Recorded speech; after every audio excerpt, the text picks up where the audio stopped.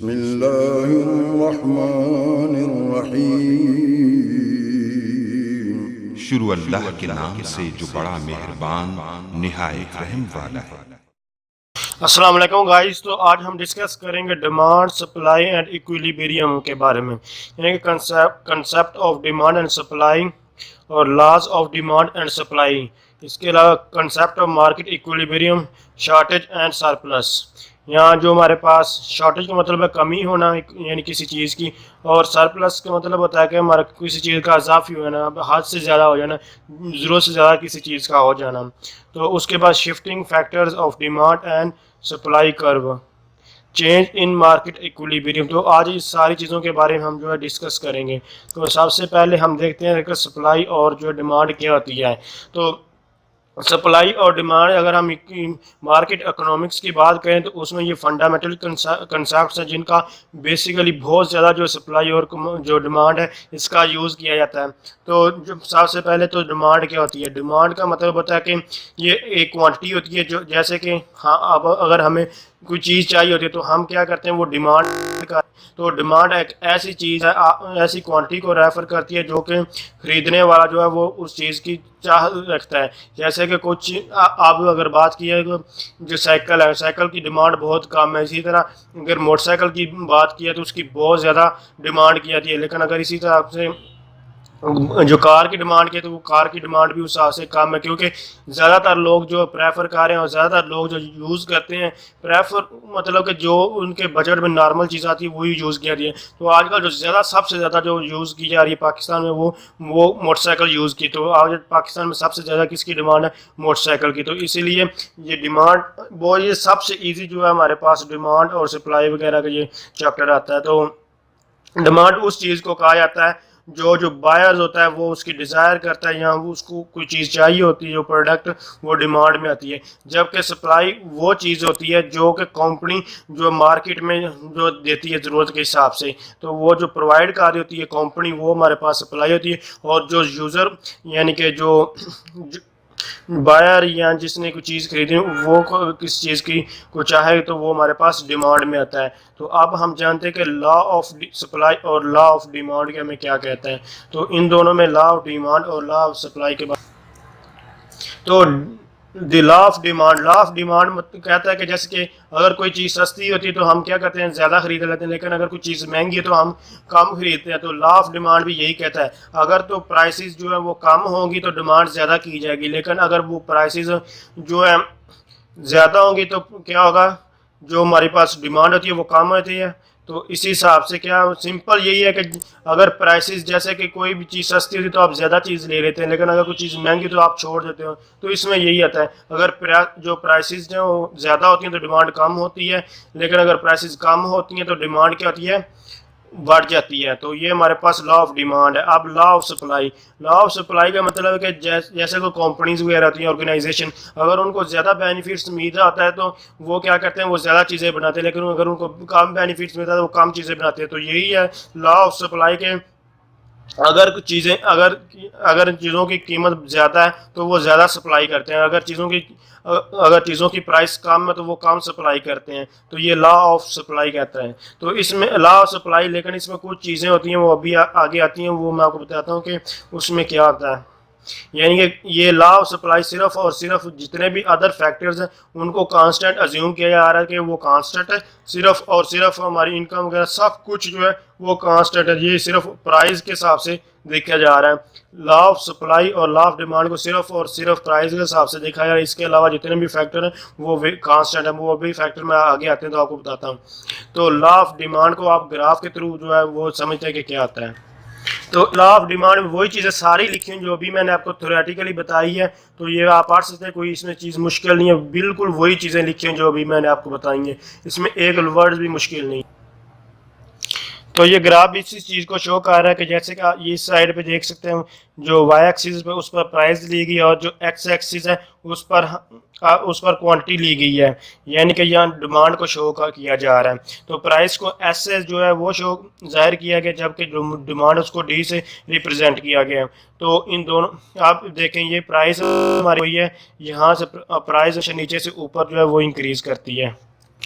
अगर कोई भी वैल्यू देकर देखें तो यानी कि यहाँ हमारे पास ये स्टार्टिंग पॉइंट जो होता है यहाँ से ये ज़ीरो होता है और इस साइड पे जो वैल्यू वो इंक्रीज करती है और ऊपर के लेवल को वैल्यू जो इंक्रीज करती हैं।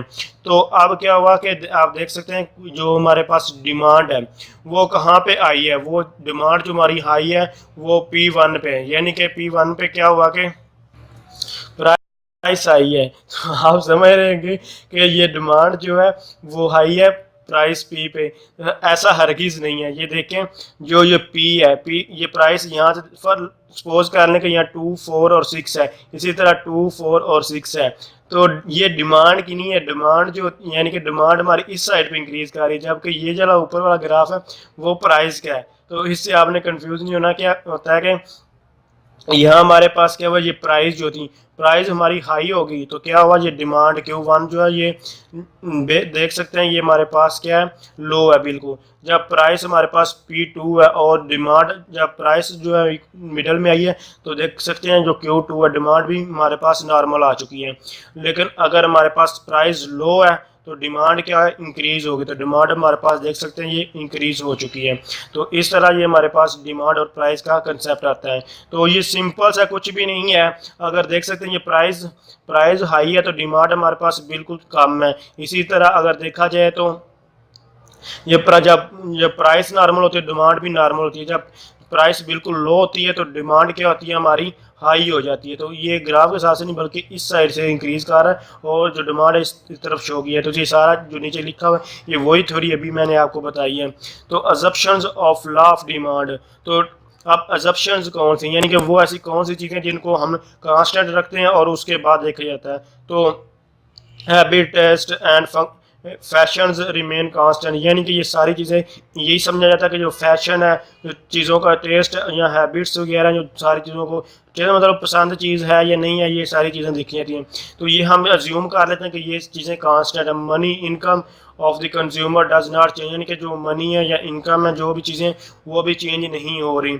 इसी तरह हमारे पास prices of other goods remain constant, दूसरी प्राइसेस भी कांस्टेंट। ये सारी की सारी चीज़ें को कांस्टेंट रखते हुए यानी कि ये चेंज नहीं हो रही, सिर्फ और सिर्फ क्या चेंज हो रहा है, डिमांड और जो प्राइस है उनमें आपस में हम चेंज करके वो देख रहे हैं। तो उस हिसाब से ये जो हमने ग्राफ बना, तो जो मैं आपको ऊपर कहा करता है हमने चीज़ें अज्यूम करते हैं वो चीज़ें यही हम जो अज्यूम करते हैं कि ये सारी चीज़ें कांस्टेंट हैं। उसके बाद लॉ ऑफ सप्लाई, तो लॉ ऑफ सप्लाई में मैंने आपको क्या बताया था कि वही चीज़ें ये लिखी हुई हैं, यानी कि अगर जो है प्राइस जो है वो कम होती है तो क्या होता है, सप्लाई भी कम, अगर प्राइस ज़्यादा तो सप्लाई भी ज़्यादा हो जाती है। तो यही इसके मुताबिक आप ग्राफ देख लें एंड डिमांड का रिलेशनशिप जो है देखेंगे। तो डिमांड और सप्लाई का कंसेप्ट वही सिंपल है, इनमें क्या रिलेशनशिप है, कुछ में जो चीज़ें अभी मैं बताई और रियल लाइफ में आप देखते हैं वही चीज़ें इसमें आती हैं डिमांड और सप्लाई में। यानी कि अगर डिमांड ज़्यादा होगी तो क्या होगा, और जो सप्लाई है वो कम होगी। डिमांड ज़्यादा और सप्लाई कम है तो क्या होगा, चीज़ों की प्राइस जो है वो इंक्रीज़ कर देगी। लेकिन अगर प्राइस जो सप्लाई है वो हमारे पास क्या होगी, ज़्यादा होगी तो और डिमांड कम होगी तो क्या होगा, प्राइस यानी कि वो कम, उसकी प्राइस के हिसाब से कम, उसकी प्राइस कम आ जाती है। तो सिंपल इनका यही रिलेशनशिप है। क्योंकि जो आम सिंपल में बताएगा जो हमारे पास लोग क्या करते हैं, अगर जो चीज़ों की प्राइस होती है वो क्या होती है, चीज़ों की प्राइस हाई है तो उनकी जो डिमांड होती है वो क्या होती है, लो हो जाती है। तो यहाँ फिर जो चीज़ों की प्राइस जो है वो लो होती है तो उनकी डिमांड ज़्यादा हो जाती है। तो इसी तरह जो सप्लाई है, सप्लाई में क्या होता है, अगर सप्लाई की जो हाई है तो वो ज़्यादा सप्लाई की दी जाती है, लेकिन अगर प्राइस लो है तो कम सप्लाई दी जाती है। तो इसमें आप रिलेशनशिप में भी यही आता है कि अगर तो यानी कि सिंपल सी बात है जो आप रियल लाइफ में देख रहे हैं, अगर चीज़ों की सप्लाई ज़्यादा की जा रही है और डिमांड कम है तो प्राइस ऑटोमेटिकली डिक्रीज़ हो जाती है। लेकिन अगर डिमांड ज़्यादा और सप्लाई कम है तो ऑटोमेटिकली जो चीज़ों की जो है सप्लाई यानी कि प्राइस है वो इंक्रीज़ कर देती है। जैसे कि हम कहते हैं महंगाई हो गई या कोई भी हड़ताल होगी किसी चीज़, तो पेट्रोल वगैरह जैसे कि शॉर्ट होता है तो क्या होता है कि लोगों को डिमांड ज़्यादा होती है, लेकिन जो सप्लाई यानी कि ऑर्गेनाइजेशन जो है वो आपको पेट्रोलियम वाले नहीं दे प्रोवाइड कर रहे होते हैं, तो वहाँ क्या होता है, प्राइस जो हाई हो जाती हैं। लेकिन आम रूटीन में क्या होता है कि सप्लाई और डिमांड जो है एक लेवल पर जो है फ़िलहाल चल रही होती हैं। जो आप कोई भी ऑर्गेनाइजेशन कोई भी मुआशरा तब भी चलता जाता है जब एक ही लेवल पर एक इक्विलिब्रियम देखा जाता है, जहाँ के डिमांड और सप्लाई का दोनों चीज़ें देखी जाती है तब ही वर्क होता है। लेकिन अगर जहाँ इनमें से एक चीज़ भी कम या ज़्यादा हो तो वहाँ वो चलना मुश्किल हो जाता है। यानी कि तो इन दोनों का रिलेशनशिप सिर्फ और सिर्फ यही शो करता है, अगर सप्लाई जो है यानी कि अगर डिमांड ज़्यादा है तो क्या होगा, जो प्राइसेस हैं होगी, और यानी सॉरी अगर जो डिमांड है वो हमारे पास अगर डिमांड ज़्यादा और सप्लाई कम है तो प्राइसेस क्या होंगी, इनकी जो है हाई हो जाएंगी। लेकिन अगर सप्लाई जो है वो ज़्यादा और डिमांड जो है वो कम है तो प्राइसेस हमें ज़ाहिर सी बात है लो हो जाएगी। तो ये इनका रिलेशनशिप है। और उसके बाद हमारे पास इक्विलिब्रियम, मतलब कि इक्विलिब्रियम का मतलब होता है बराबर होना दोनों का। यानी कि इक्विलिब्रियम मतलब कि जहाँ डिमांड और सप्लाई दोनों भी बराबर हों, तो वो यही सबसे अच्छी चीज़ होती है कि जो डिमांड और सप्लाई का बराबर होना ही सबसे अच्छी चीज़ होती है। तो सिंपल यही है कि जो हमारे पास जो सप्लाई और डिमांड है वो अगर बराबर होंगी तो हमारे पास इक्विलिब्रियम होगा, और जब इक्विलिब्रियम होगा तो ये सबसे एफिशिएंट वे है। क्योंकि अगर इक्विलिब्रियम नहीं होता तो मैं आपको पहले बताया था कि ये बहुत सारी प्रॉब्लम जो है क्रिएट हो जाती हैं। तो इसमें अगर जितनी भी चीज़ें बनाई जाती हैं उतनी ही चीज़ें कंज्यूम हो जाती हैं। तो प्रोड्यूसिंग और कंज्यूमिंग चूँकि बराबर होती है और सारी चीज़ों जो है एलोकेट इक्वली हो जाती हैं, तो इसलिए किसी चीज़ का किसी को भी कोई नुकसान नहीं होता और सब कुछ हर एक अपने हिसाब से उसको ज़रूरत के मुताबिक यूज़ कर लेता है। तो ये वही ग्राफ जो है वो दिखाया जा रहा है, जैसे कि ये हमारे पास ये समझ लें कि P2 और Q2 आपको दिखाया गया था। तो असल में ये वो उसी के हिसाब से, लेकिन P स्टेरिक और Q स्टेरिक यहाँ दिखाया गया। तो ये जो आपको फर्स्ट लाइन सप्लाई की नज़र आ रही है और ये जो लाइन आपको नज़र आ रही है डिमांड की है। तो ये जहाँ हमारे पास डिमांड और सप्लाई आपस में इंटरसेक्ट यानी कि इनके पॉइंट्स आपस में मिल जाते हैं तो वो हमारे पास मार्केट इक्विलिब्रियम में आ जाता है। यानी कि वहाँ आ जाता है कि सब कुछ जो एफिशिएंट वे से, यानी कि सब कुछ परफेक्ट जो है वर्क कर रहा है। तो ये हमारे पास इक्विलिब्रियम है, जो कि इक्विलिब्रियम होना बहुत ही ज़रूरी होता है किसी भी मुआशरे में। अब हमारे पास shifting factor of demand curve, यानी किन किन फैक्टर से हमारे जो डिमांड यानी कि डिमांड कर्व है वो आगे पीछे मूव करती है। तो change in price of relative goods, यानी कि change in price of relative goods मतलब कि जो कुछ चीज़ें ऐसी होती हैं जैसे कि अल्टरनेटिव्स, मिलती जुलती चीज़ों की अगर प्राइस जो है वो कम या चेंज होती है तो इसकी वजह से हमारी डिमांड भी कम या ज़्यादा हो। जैसे कि मैंने आपको सब्स्टिट्यूट के बारे में बताया था, सब्स्टिट्यूट में क्या होता है कि जैसे कि कोका कोला और पेप्सी है, अगर हमारे पास पेप्सी की जो प्राइसेस इंक्रीज हुए हैं तो लोग क्या कहते हैं कि कोका कोला की डिमांड जो है वो ज़्यादा कर देते हैं। इसी तरह अगर कोका कोला इनमें से कोई किसी एक की प्राइस जो है ज़्यादा है तो लोग दूसरे की डिमांड करते हैं।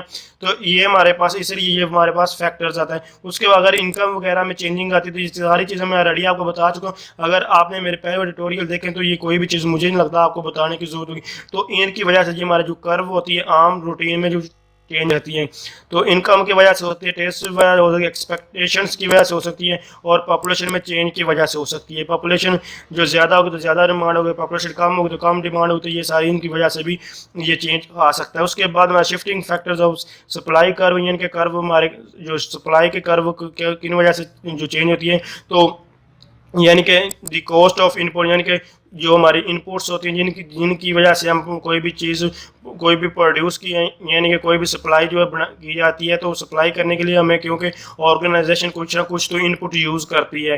अगर वो इनपुट वाली चीज़ें महंगी होंगी तो ज़ाहिर सी बात है वो चीज़ महंगी ही बनाई जाएगी, लेकिन सस्ती इन चीज़ों से भी अफेक्ट पड़ता है। उसके बाद टेक्नोलॉजी कौन सी यूज़ की अच्छी है, किस तरह की, अगर टेक्नोलॉजी हाई लेवल पे तो ज़ाहिर सी हमारी चीज़ें भी महंगी होगी, अगर टेक्नोलॉजी लो लेवल पे तो ये इनसे भी चेंजिंग वे अफेक्ट पड़ता है। उसके बाद सीजन, अगर मौसम वगैरह का सीज़न हो तो यहाँ कोई इस तरह का फ़र्क पड़ता है, या टैक्स सीजन वगैरह से, पॉपुलेशन एक्सपेक्टेशन वगैरह, इन सारी चीज़ों से जो सप्लाई कर्व जो है वो चेंज हो जाती है। इसलिए ऊपर जो है हमने सप्लाई और जो डिमांड कर्व जो बनाई थी वो इन सारे जो फैक्टर्स होते हैं exemption of law of demand में, ये हमारे पास हमने ये अज्यूम किया था कि ये हमारे पास कांस्टेंट है, और उसके हिसाब से हमने ग्राफ वगैरह और जो जितनी भी इसकी डेफिनेशन या लॉ जो है वो हमने डिस्कस किए थे। तो ये बेसिकली आज का हमारा टॉपिक इतना ही था जो हम डिस्कस कर चुके हैं, जो कि आउटलाइन में मैंने आपको जो बताया ये सारे के सारे टॉपिक्स जो है वो जो है कवर हो चुके हैं।